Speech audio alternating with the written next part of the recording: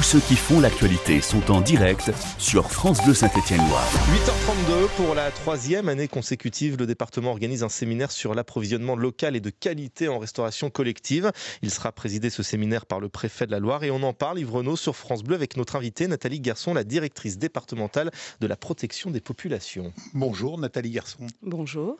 Pourquoi l'État est-il le moteur de ce passage à l'approvisionnement local et bio ?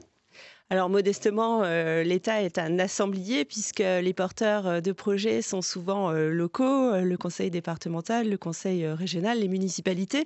Mais il a semblé important à monsieur le préfet de la Loire de pouvoir coordonner toutes ces actions pour pouvoir les développer sur le territoire ligérien. C'est le cas partout en France ou c'est une particularité ligérienne ? Alors c'est une particularité ligérienne au niveau départemental puisque normalement ce projet est porté par la direction régionale de l'alimentation, de l'agriculture et de la forêt sur les autres territoires. Bon, on le disait, ça fait 3 ans en gros que l'opération a été lancée. Est-ce que ça fonctionne ? Est-ce que les graines que vous avez semées depuis 3 ans ont commencé à lever et à donner des résultats ?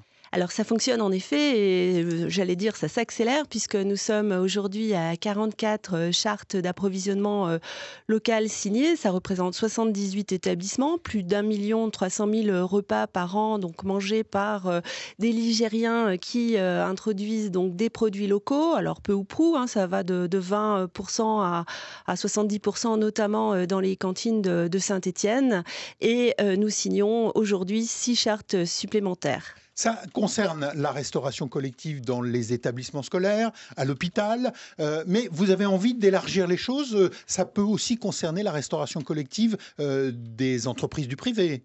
Absolument, c'est l'ensemble de la restauration collective. Donc c'est vrai que le mouvement est parti notamment des municipalités avec la restauration scolaire, tous les lycées du département, tous les collèges du département, les lycées donc s'y mettent dans le cadre des 27 lycées pilotes sur le plan régional et au fur et à mesure donc la démarche gagne dans les hôpitaux, les administrations et bien évidemment pour atteindre le 50% à l'horizon de 2022, il faudra que les entreprises privées s'y mettent aussi. Il y a des endroits plus faciles que d'autres à convaincre que aller chercher la nourriture au plus près et qu'elle soit en plus bio, c'est mieux. Il y a des endroits où c'est plus difficile à faire ?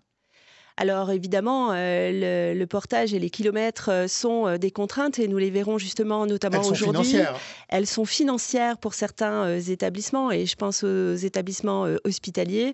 Et là où ça fonctionne le mieux, c'est quand il y a vraiment un portage, soit de la structure, soit des élus locaux et une proximité bien évidemment des producteurs qui peuvent être directement connus. Les producteurs étaient demandeurs de cette mise en place d'une structure qui fonctionne, enfin d'un portail entre eux et les consommateurs.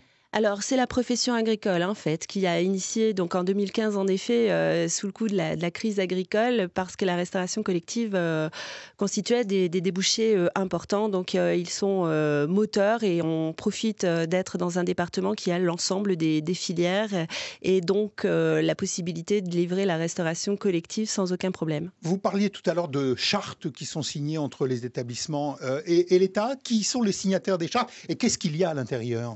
Alors généralement il y a 3 signataires, donc en effet l'établissement en premier lieu ou le responsable de la collectivité locale, le portage, donc on aura les chartes signées par exemple sur Bassage-en-Bonnefond où se trouve le séminaire par à la fois monsieur le maire, Saint-Étienne Métropole, le préfet également et ces 3 signataires donc portent en fait ce projet sur l'année voire plusieurs années.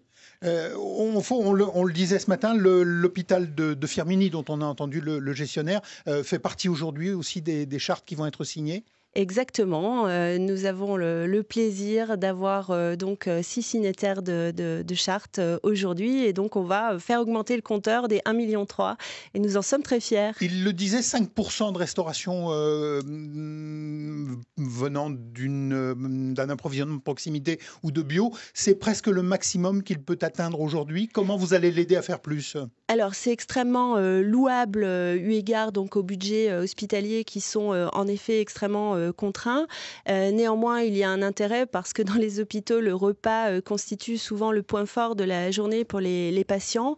Donc, il y a ce travail à réaliser. Alors souvent, il se fait en parallèle avec la lutte contre le gaspillage alimentaire, ce qui permet de retrouver un peu quelques marges de manœuvre. Les agriculteurs aussi font des efforts dans ce domaine-là. Il y a plus aujourd'hui de producteurs disponibles sur le marché pour alimenter ces chartes.